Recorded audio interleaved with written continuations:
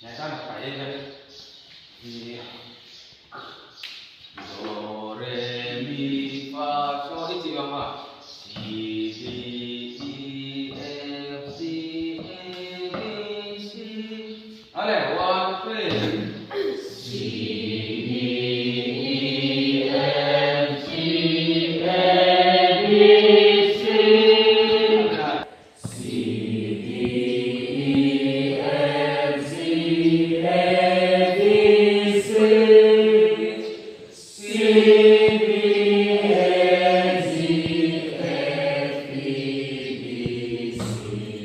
Quang Lăng. Quang Lăng. Thế vâng, zero kata 100 tanpa internet. Alive 50.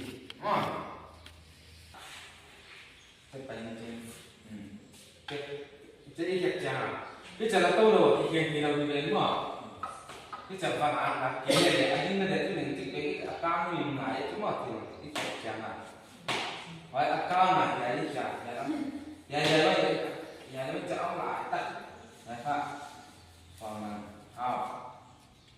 đấy ha hoàng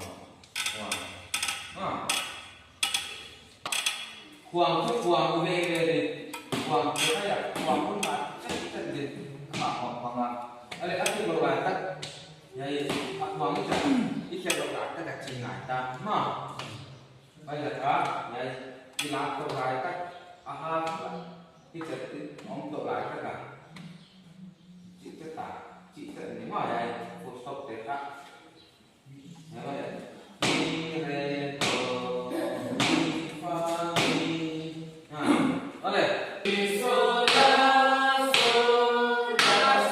mi do re mi